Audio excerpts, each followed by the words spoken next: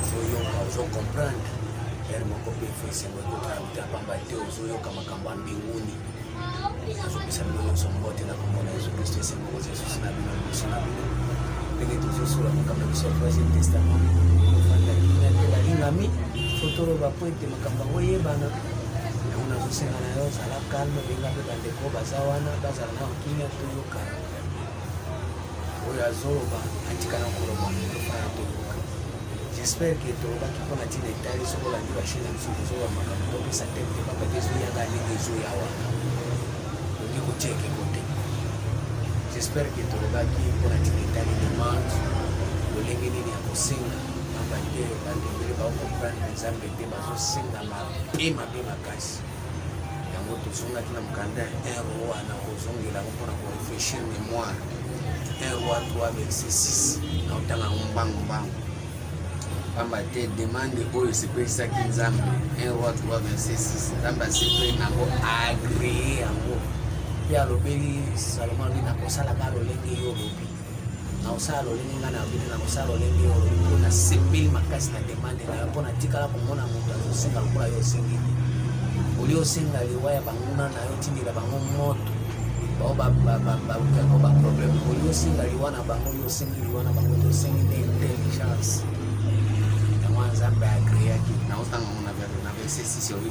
Salomon répondit, tu as traité avec une grande bienveillance, c'est ton serviteur David, mon père, parce qu'il marchait à ta présence dans la fidélité, dans la justice et dans la droiture de cœur envers toi. Tu lui as conservé cette grande bienveillance, tu lui as donné un fils qui est assis sur son trône, comme on le voit aujourd'hui. Maintenant, l'Éternel, mon Dieu, tu as fait régner ton serviteur à la place de David, mon père, et moi je ne suis qu'un jeune homme, je n'ai pas d'expérience. Azo reconnaître que j'ai une expérience. Or, pose l'expérience, il faut s'aider. Mais bato ebele bazo epanda bazata na expérience ete banyosenga mbongo komona zwi mbongo moyo basi nyonso bajipimukusa bakomila ye mpo aza na expérience ya mbongo te yako bakosimba mbongo ase maîtriser. Or les demandes nzambe alingaka yango wana. Ton serviteur est au milieu d'un peuple que tu as choisi, peuple immense qui ne peut être ni compté ni nombré, car à cause de sa multitude. C'est-à-dire quoi? Salomon azalaki na ba peuple, azalaki ko diriger ba peuple te o neti toza na kati ya RDC président azo diriger ba peuple lokuta. Salomon azalaki ko diriger ba peuple o bazalaki na kati na bomoi na ye moko po ndenge toza bo totanga mokanda Psaume 94 verset 19 na beta lelo Esaïe 8 verset 11. Esaïe 8, 11. Bino pe botanga Bible na bino. Esaïe 8, 11. Elobi nini? Alinga mikati na nkolo. 8, 11. Elobi boye. Ainsi m'a parlé l'Éternel, car sa main me saisissait qu'il m'avait. Ainsi m'a parlé l'Éternel, car sa main me saisissait et qu'il m'avertit de ne pas marcher dans la voie de ses peuples. Awa tozotanga na mukanda ya Esaïe 8 verset 11. Ainsi m'a parlé l'Éternel, car sa main me saisissait et qu'il m'avertit de ne pas marcher dans la voie de ses peuples. Zomo muto okiko tambola na voie ya ba peuple te ba peuple nini eza te ke one tozabu yo kenda stade ba peuple balobi ko lokuta ndenge tozalaka boye mutu na kati na azana pele ya bafulu eza na zia na zongela ngo Somme 94 verset 19 et le Bible. Somme 94 verset 19. Car les pensées s'agitent en foule au-dedans de moi, tes consolations réjouissent mon âme. Quand les pensées s'agitent en foule au-dedans de moi, au-dedans, la foule bazali na kati ya mutu. Na moni ozawana ba oserike bele au lieu ko senga nzambe intelligence pour ba ko diriger ba posa na yo, pour ba ko calmer ba posa na yo, pour ba ko maîtriser ba posa na yo, ba passion ba envie olula tout yango moni nyoka akotelaki mwasi likolo ya bilulalula bineti ozolulalula mingi nga na koyeba yo ke oza mwasi na kolakisa yo ke kobotaka ye yango moni nyoka akotaki akosi mwasi apesi ye mbuma mwasi ale mbala moso miso na bango efungwami babimi libanda ya volonté ya nzambe sabidi soki oza na bilulalula to okokota na makambo ya kusomba okokoma mutu mabe mpenza mpona mpo ozosenga te ozala na intelligence mpo maîtriser bapension na yo epuis à ce moment là nzambe akoregrete pourquoi asalaki yo.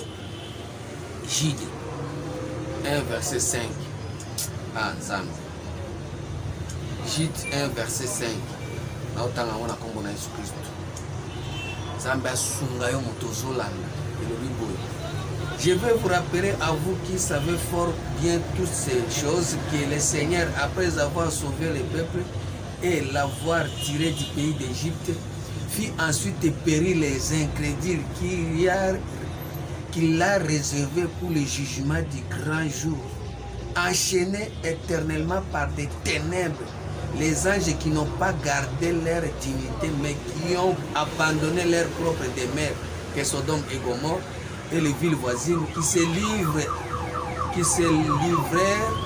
comme et à l'impudicité et à des vices contre nature sont donnés à l'exemple subsistant la peine d'un feu éternel. Malgré cela, ces hommes aussi entraînés par leur rêverie, souillards pareillement leur chair, méprisaient l'autorité et injuriaient la gloire.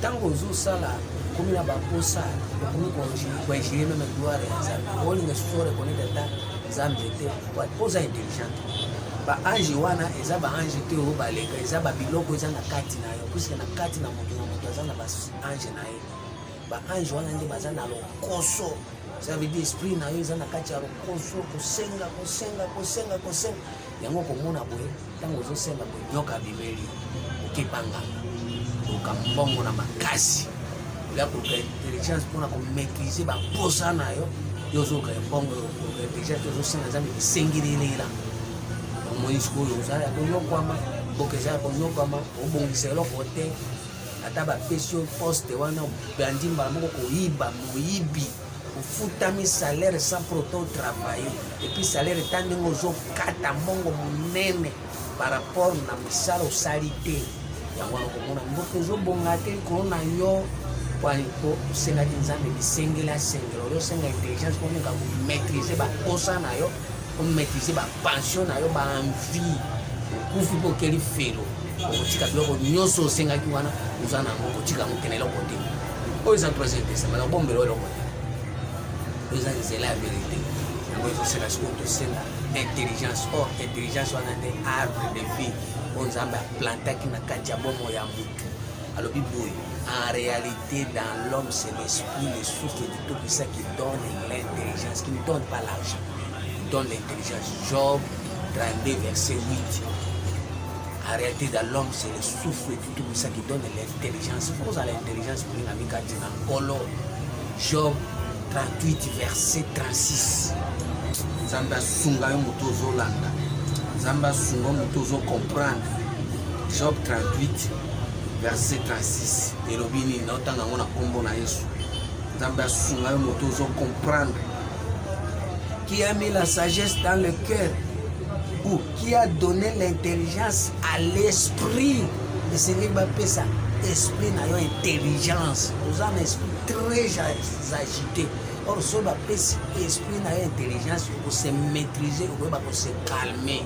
Ata pose hier otali na volonté ya nzambe kati na yo eza nini honore nzambe puisque la crainte de Dieu au-dessous. Job 28 nzambe esunga bato bazolanda mpo ozobanga no nzambe te mpo.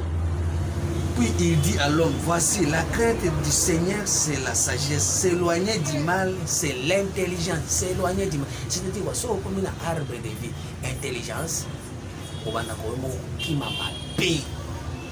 Job 28. Mais qui m'a kamapete kwani ozosenga nzambe bisengela passion eleki ozata na arbre de vie na kati na yo te po ezomema mutu na intelligence po eba kocontrôler basentiment na yo yango na troisième testament tozoya mpona koréveiller ba mémoire na bino po bobanda ko maîtriser ba sentiment bokufa mingi boboma Jésus boboma arbre de vie boboma bonzambe bonzambe ezosala te parce que baposeleki ase moma la diable satan ase azwi position nyonso akangi bino mobimba.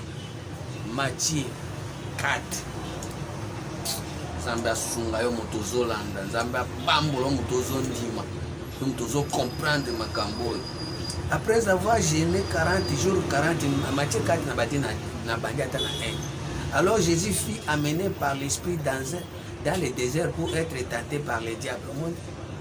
Nzambe apambola yo. Tozolobela Jésus oyo Nzambe ayebi aza na kati ya moko na moko. Parce que Paul Azoloba, mes enfants pour qui j'éprouve de nouveau le bleu de l'enfantement jusqu'à ce que Christ soit formé en vous.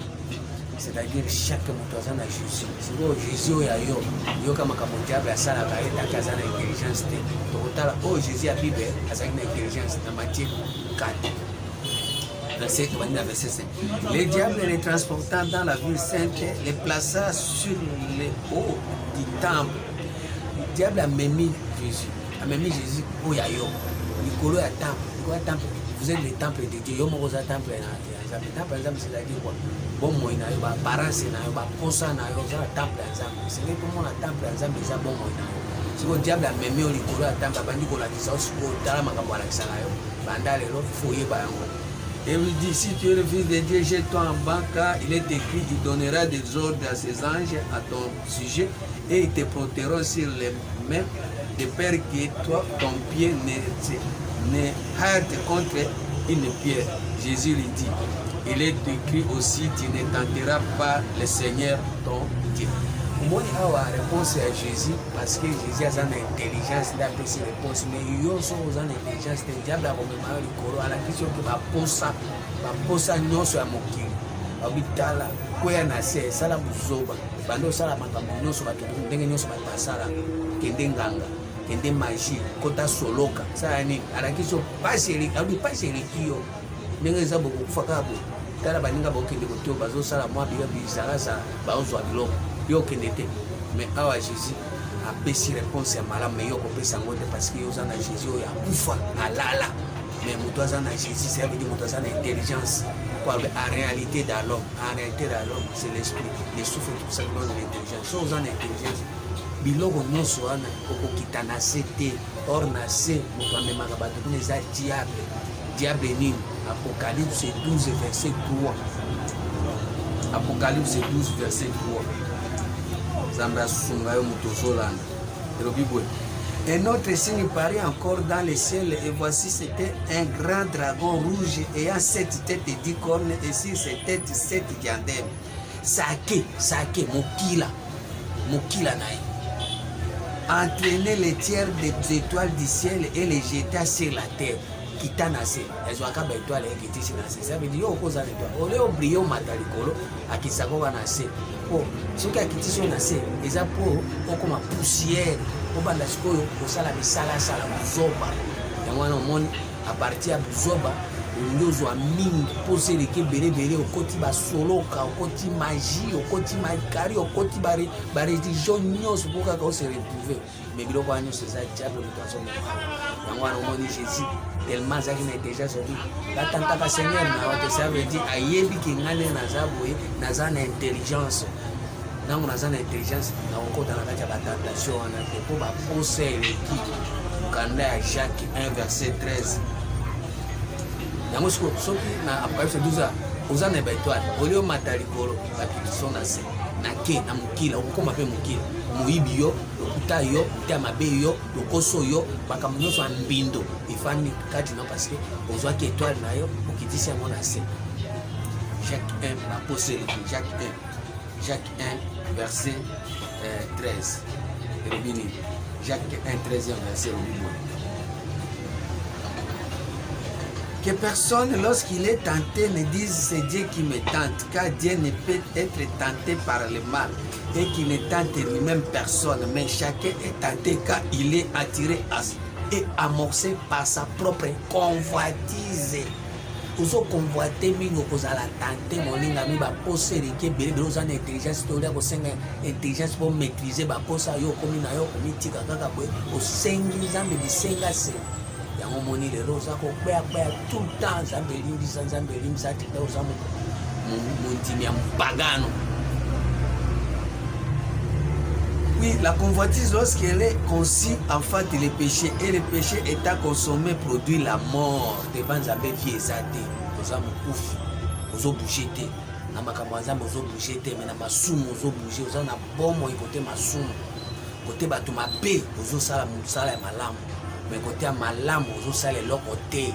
Côté ya bonzambe ozo sala eloko te parce que yo okokaki continuer vivre na kati ya vie ya Nzambe te. Donc arbre de vie eza intelligence en réalité dans l'homme c'est l'esprit ça qui donne l'intelligence. Yango tomona no troisième testament po ete tozongisa bino na kati ya arbre de vie. Apocalypse 2 verset 7. Yo mtozo comprendre Nzambe asunga ya pambola yo. Que celui qui a des oreilles attend ce que l'Esprit dit aux églises. À celui qui vaincra, je donnerai à manger de l'arbre de vie qui est dans le paradis des dieux. Arbre de vie eza na kati ya paradis. Paradis eza wapi? Eza na kati na bomoi na yo moko. Oza na intelligence. Esengeli osenga Nzambe ameka kofungola intelligence. Afungola ete po eza ya kokangama. Daniel 9 verset 21. Bible nde koloba ngai te otumisa yango ngai te eza Bible bomona nga mabe te. Daniel 9 verset 21 elobi Jésus-Christ.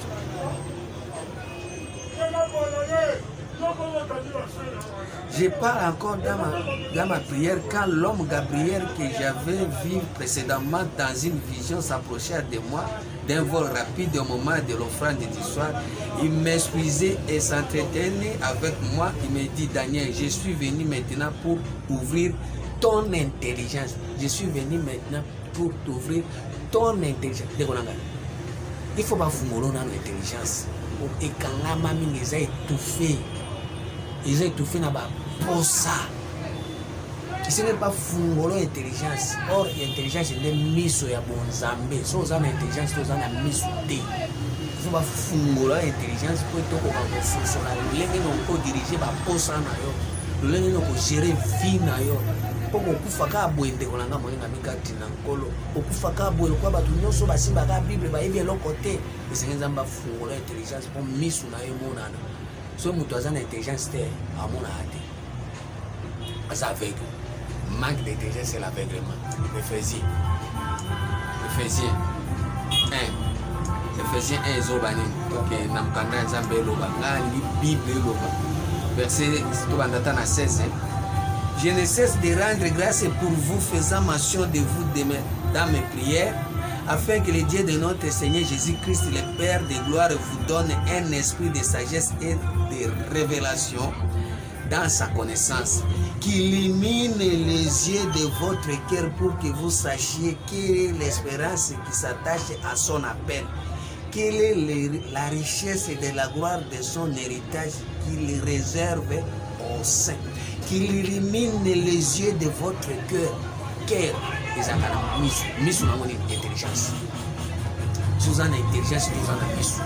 Le Seigneur nous appelle à fungola, à faire briller intelligence pour yeba. Appel na yo pa ya Nzambe. Nzamba bengela kyo. Nzamba bengela kyo koso. Nzamba bengela ko mutema be. Nzamba bengela kyo za la crédit. Nzamba bengela ko kangamaka na za 100%, na 100%, na 100%. Na okenegisa biso, na obimanegisa biso te. Ndelo ko nzamba bengela kyo wana. Non, il faut avoir Nzamba appel son intelligence pour yeba. Appel na ezali. Qui illumine les yeux de votre cœur. Miso pesa la kana miso. Miso motema pesa kana miso. Or miso ya motema eza intelligence.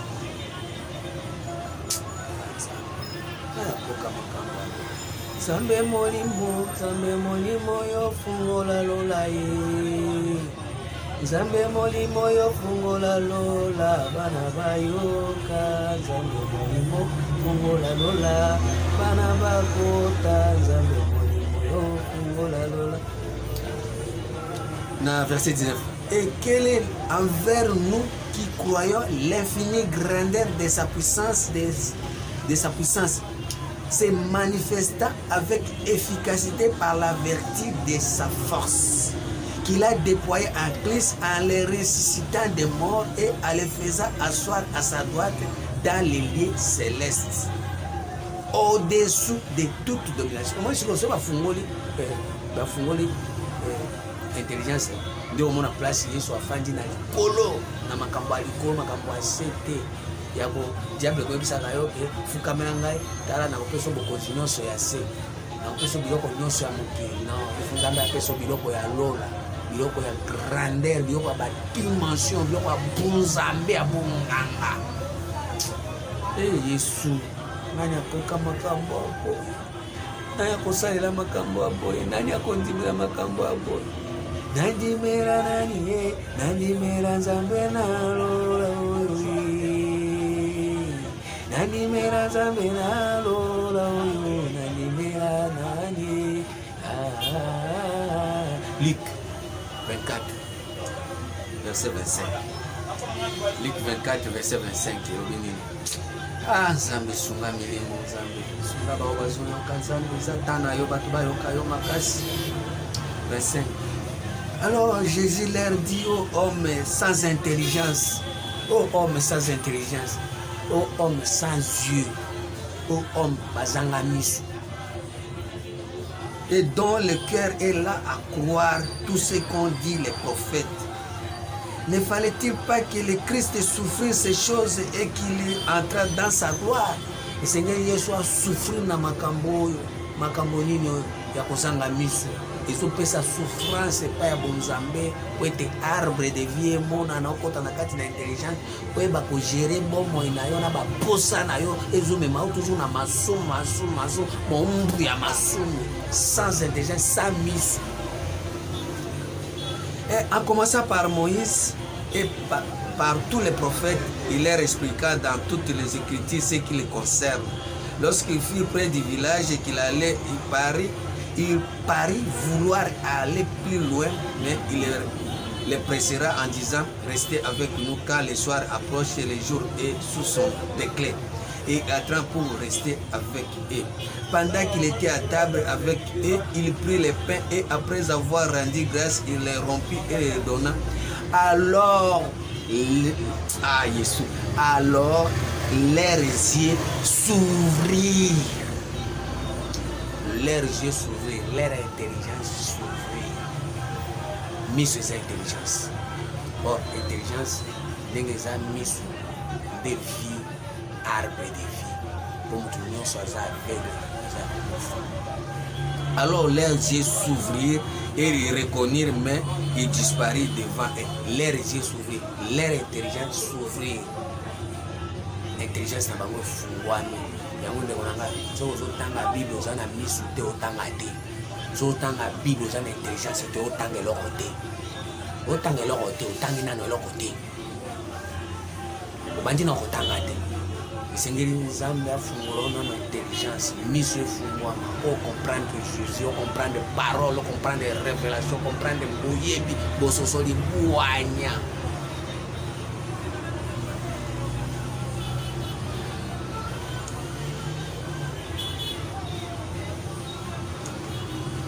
Misu na bango efungwami, intelligence efungwami. Jean 1 verset 50 à 51. Jean 1 verset 50.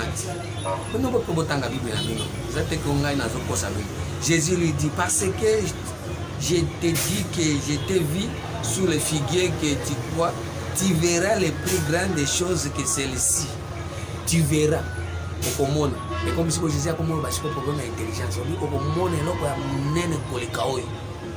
Parce que Jésus a ébi soka fungolo misu fo mona makambo. Omona arbre de vie. Okota na kati ya arbre de vie ozwa pe ba fruit nango. Balenga mikati nangolo.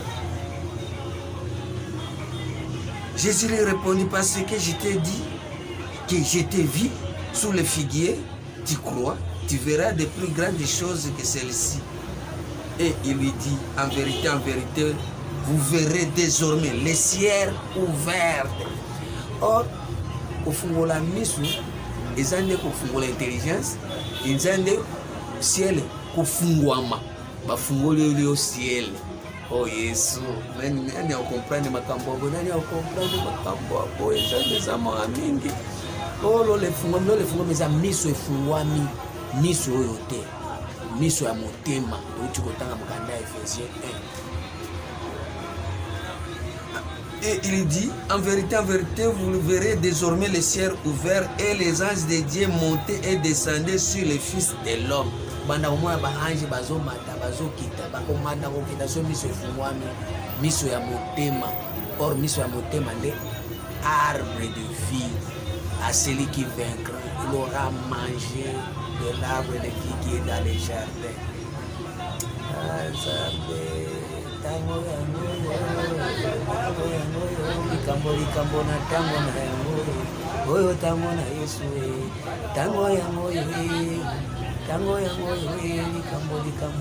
na yango oyo tango amasia tozalaki kosala bozoba tozalaki kotanga na molili lelo molili elongwe tokomi na tango ya lumière oyo tango na Yesu o tango yango yo tango yango yo likambo na tango na yango oyo tango na Yesu bolinga te sango malamu epanza mama bolinga te Bote ya veri, bolinga te, omalamu epanzama. Bote ya vérité, troisième testament côté, on n'a pas mon amour, on a commencé Jésus Christ.